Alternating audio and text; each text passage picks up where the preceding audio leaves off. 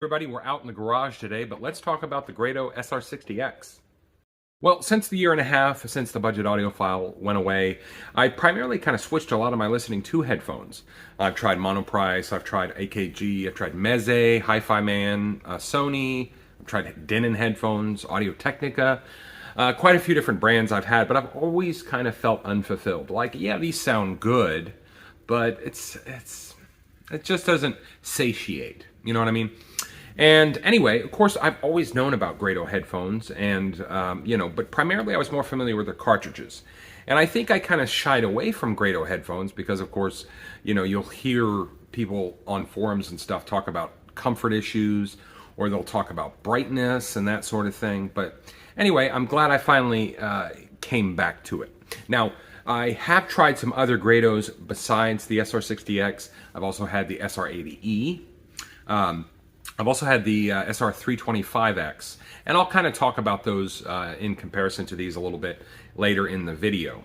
Also, talking about price for a sec. So the SR60X go for $100, basically, and of course the Monoprice Retros, which these are going to be the main comparison. These typically go for about $25 for Monoprice. I think you can get them on Amazon as well. But anyway. Now, of course, build quality of the SR60X are pretty good. They're not bad. They do kind of have sort of a cheap feel, sort of an insubstantial feel. However, in my opinion, they kind of have a almost sort of premium feel, but kind of in a cheap way, if you kind of understand what I mean. Comparison to something like the Retros, now these decidedly feel cheap altogether. They're rattly, they're creaky, they're cheap, and you can tell they're cheap. The cable wiggles in there. I mean, they're definitely cheap headphones. On the head comfort, however, I do prefer these versus the Grado. However, I feel like I can listen to the Grados longer. Regardless of whatever Grados I've had over time, I always feel like I can listen to them for a long time, just because of the sound quality. I feel like I can just put them on, and time passes, and I just don't really think about the comfort or lack thereof or what have you, just because I'm just absorbed into the music. Where these things, they're comfortable, they stay comfortable. However, I tend to take them off after a while, mostly due to the fact that they're hot as heck. They are quite hot. After about 20-30 minutes, I have to take these off and get some ventilation going on. I will add that when it comes to the SR60s, or let's say Grado headphones in general, I do prefer the newer design with the added padding. And I also prefer, I think these are the S-pads. I prefer the S-pads to something like the 325, where it has the unpadded headband, and it has the new, what they call the F-pads, basically the one where the driver is open. I kind of have a large head, and as you can see, I've got the Grados basically extended to the max to effectively reach my ears. I have a large head. So that means that on something like the 325, I get pressure up here because of the unpaddedness. Now the leather is fairly comfortable, but the main thing for me with the 325 is because the driver is more visible. When I got these on, let's pretend they're the 325. When I got them on, that driver basically presses against my ear. And it's not bad, however, it obviously becomes sort of a problem, comfort-wise. Now, if I had gotten the 325 again, I probably would replace the F-pads with the G-pads here, only just from that comfort aspect. I don't have too much of a discomfort up top. Obviously, the unpadded band is not as comfortable as the padded, but it's workable. You know what I mean? Anyway, let's move on to sound quality. So as I've mentioned already, I've tried a lot of different brands of headphones. My favorite, barring Grados, has to be Hi-Fi Man, just because of the sort of the clarity, the openness of the sound. And they kind of are great, like Grados in that respect, although preferably the Grados have a bit more life, a bit more kind of timing, and they add a little bit of grit to the music. And I personally have always been of the mind that that kind of increases the life of the music. Overall, the best thing I can really say is they're truth tellers. They truly, truly are truth tellers. They really, no matter what you play, it displays sort of the truth of that music. You're listening to Kraftwerk, you're listening to Fleetwood Mac, you're listening to, Ja Rule, whatever. It really displays the truth of whatever it is you're listening to, and it does it in a very believable way, in a very soulful way. And it really tells the sort of, again, the truth of whatever it is you're listening to. And it's one of the only brands of headphones I've come across that really does that, in my opinion. The hi-fi mans get pretty close. Specifically, the HE400s is the one I had, and I've tried the Sundaras as well. They get pretty close, in my opinion. However, they kind of over-smooth the music.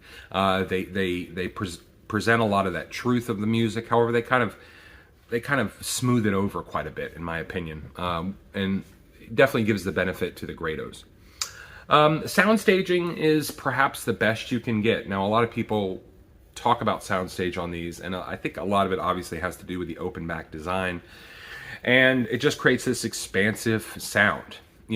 Something like the Monoprice in comparison, you've got sort of this in the head feeling, like all the music is in your head. This, on the other hand, you get this sense of it's not in your head, obviously it is, but in addition, it also kind of surrounds your head and more of sort of a 3D sort of space or sound field. It definitely makes for a very, very lovely listening.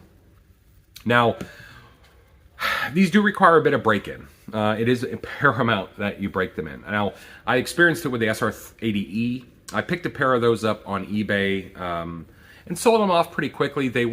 I'll get to that in a minute, but they do definitely require a break-in. I would say about 40 hours or so. Up until that time, they have a tendency to be a little grungy, a little distorted with certain instruments and types of sounds. Like, for example, certain guitar, like in Dire Straits, for example, certain guitars come across as like distorted a little bit more so than I think they should be, or that they would normally be. However, after about 40 hours, I seem to notice that distortion kind of loosens up, it kind of lightens up. And so it's kind of like a cold that's slowly getting better over time. Each day you feel better. And that's kind of how these are, in my opinion. But once it kind of opens up, you basically get the classic sort of Grado sound. And like I said, for the most part, for me, that basically is, this warmth to the music, this sort of clarity that effectively what you're getting is the whole package. One of the things that I want to sort of talk about is, they updated the driver about a year or so ago. They used to have the E-Series driver. Before that, it was the I-Series driver. However, about a year ago, they updated to the X-Series driver. And the X driver is basically the newest iteration. And some people will claim that they've gotten rid of the classic Grado sound. I don't buy that. I've had the 80E, the SR80E model, and of course it uses the classic driver. What I will say is I don't think the fundamental sound has changed. I just think that the newer X driver is a bit more smoother, a bit better balanced.